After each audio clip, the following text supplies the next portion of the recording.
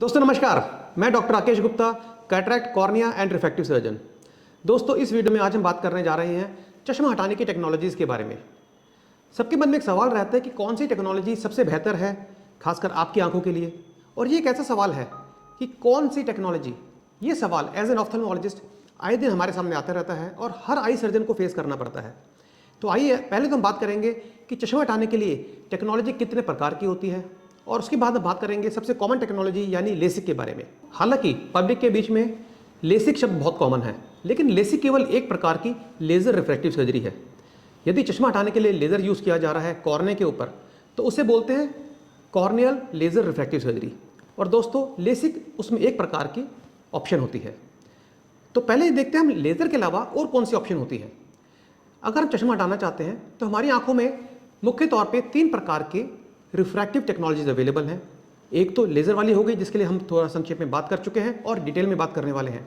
उसके अलावा एक टेक्नोलॉजी होती है फेकिक इंट्राओकुलर लेंस इम्प्लांटेशन, जिसे आमतौर पे लोग ICL, IPCL के नाम से जानते हैं। इस टेक्नोलॉजी में एक लेंस आँख के अंदर फिट कर दिया जाता है, जिससे चश्मा हट जाता है। इसके अलावा कुछ पेशेंट जिनको लेसिक या ICL या IPCL सूट नहीं करता है या उनके लिए फिट नहीं है, तो एक टेक्नोलॉजी जो पुरानी टेक्नोलॉजी है उसे भी किया जा सकता है, जिसे बोलते हैं रिफ्रैक्टिव लेंस एक्सचेंज। इस टेक्नोलॉजी में आँख के अंदर जो पहले से एक लेंस, नेचुरल लेंस अवेलेबल है, उस लेंस को बदल दिया जाता है। तो आप कंफ्यूज हो गए होंगे कि लेंस 2 प्रकार के कैसे हो गए, तो मैं दोबारा आपको समझाता हूँ। देखिए, ये हमारी आँख है। आँख के अंदर हमारा ये कॉर्निया है और ये लेंस है। ये 2 प्रकार के लेंस हमें नेचुरली मिले होते हैं।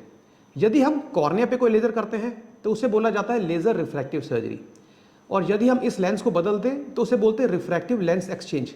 लेकिन यदि हमें एक्स्ट्रा लेंस यानी कि तीसरा लेंस आँख के अंदर इम्प्लांट कर दें तो उसे बोला जाता है फेकिक IOL इम्प्लांटेशन। फेकिक का मतलब है कि नेचुरल लेंस तो आँख के अंदर है, इसके ऊपर एक पतला सा लेंस और इम्प्लांट कर दिया जाता है, जिसे बोलते हैं ICL या IPCL। तो आइए बात करते हैं लेज़र से चश्मा हटाने की टेक्नोलॉजीज़ के बारे में। अब दोस्तों मैं बताना चाहूँगा, जब लेज़र से चश्मा हटाने की बात आती है तो मुख्य तौर पे 2 तरह के लेज़र इस्तेमाल होते हैं। एक होता है एक्साइमर लेज़र और एक होता है फेमटोसेकंड लेज़र। ये दोनों लेज़र चश्मा हटाने की टेक्नोलॉजीज़ में इस्तेमाल होते हैं। ये इंडिपेंडेंट भी इस्तेमाल किए जा सकते हैं और इनका कॉम्बिनेशन भी इस्तेमाल किया जा सकता है। कैसे, आइए बात करते हैं। जब हम एक्साइमर लेज़र की बात करते हैं तो एक्साइमर लेज़र एक लेज़र होता है जो हमारी कॉर्निया, जो आँख के आगे सबसे जो पुतली है, सबसे आगे देखिए, ये हमारे आँख के आगे जो पुतली होती है, इसको रीशेप करने के लिए इस्तेमाल होता है। और एक्साइमर लेज़र आँख पे डालने के मुख्य तौर पे 2 तरीके होते हैं। यदि सीधा सरफेस के ऊपर डाला जाए तो उसे बोला जाता है PRK यानी कि फोटो रिफ्रैक्टिव केराटेक्टमी।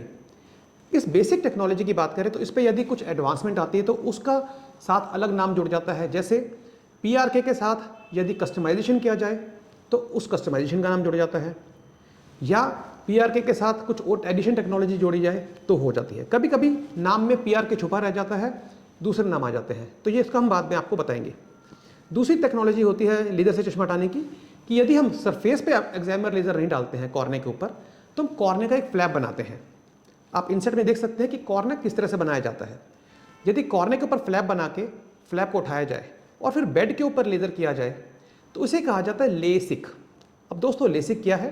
लेसिक है लेज़र असिस्टेड इन सीटू केराटोमिलियोसिस, यानी कि लेज़र द्वारा कॉर्निया की परतों के बीच में हम इस तरह से लेज़र करते हैं कि चश्मा हट जाता है।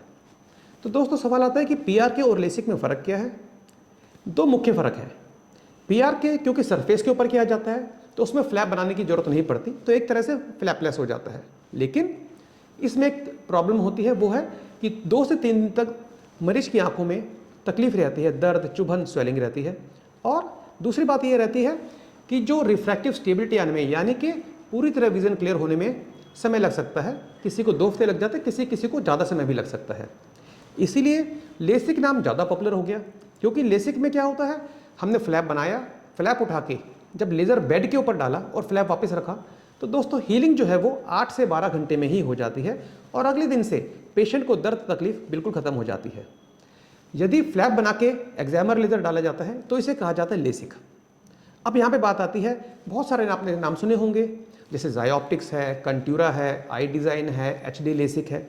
बहुत सारे ऐसे नाम होते हैं जिसे बेसिकली कस्टमाइज लेसिक कहा जाता है।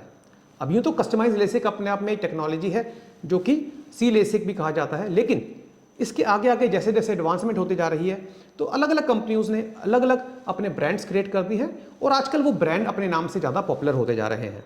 जैसे बॉश एंड लॉम्ब का है तो ज़ायोप्टिक्स है, एल्कोम का है तो कंट्यूरा है, जॉनसन एंड जॉनसन का है तो आई डिज़ाइन है। ये अलग अलग टेक्नोलॉजी है, लेकिन बेसिक तौर पे देखा जाए तो ये सब लेसिक ही है। कुछ वीडियोस में आपने देखा होगा कुछ लोग बोलते हैं कि एक खास तरह की टेक्नोलॉजी जैसे कंट्यूरा है वो लेसिक नहीं है। तो दोस्तों यहाँ मैं पहले क्लियर कर देना चाहता हूँ कि कंट्यूरा भी एक तरह का लेसिक ही है, क्योंकि उसके लिए फ्लैप बना के किया जाता है। यदि फ्लैप बना के किया जाता है तो वो कंट्यूरा विजन या लेसिक कहा जाता है। यदि बिना फ्लैप के किया जाता है तो उसे एपी कंट्यूरा कहा जाता है, जो पीआर के है। तो यदि कोई सोचता है कि आपने कंट्यूरा कराया है या आपने ज़ायोप्टिक्स कराया है या आपने आई डिज़ाइन कराया है और आपने लेसिक नहीं कराया, तो दोस्तों ये एक गलत बात है, क्योंकि लेसिक तो उस बेसिक टेक्नोलॉजी का नाम है। जैसे यदि मैं आपको एक एग्जांपल के तौर पे कहना चाहूँगा, यदि आप एक कार खरीद रहे हैं, आप बोलेंगे मारुति की कार है, हुंडई की कार है, लेकिन आपने कोई मर्सिडीज की कार ली या आपने कोई एक ब्रांड लिया और आप कहते हैं मैं तो ई क्लास चला रहा हूँ और वो कार नहीं है, तो दोस्तों ये गलत बात है, क्योंकि वो भी एक कार है। हाँ, उसके साथ एक ब्रांड जुड़ जाता है, एक कंपनी का नाम जुड़ जाता है, लेकिन बेसिकली वो कार तो है, क्योंकि जो 4 पहियों पे सड़क पे चल रही है, तो दोस्तों कार तो कहेंगे इसे।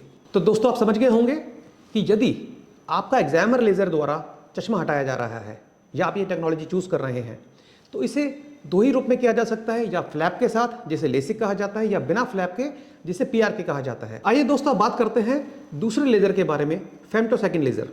दोस्तों ये भी एक लेजर होता है और इसका चश्मा हटाने की टेक्नोलॉजी में 2 तरह से इस्तेमाल किया जाता है। पहली टेक्नोलॉजी जुड़ी होती है लेसिक के साथ। जैसे मैंने आपको बताया लेसिक में फ्लैप बनाया जाता है, तो फेमटोसेकंड लेजर से लेसिक करने से पहले फ्लैप बनाने के लिए इसको यूज़ किया जा सकता है।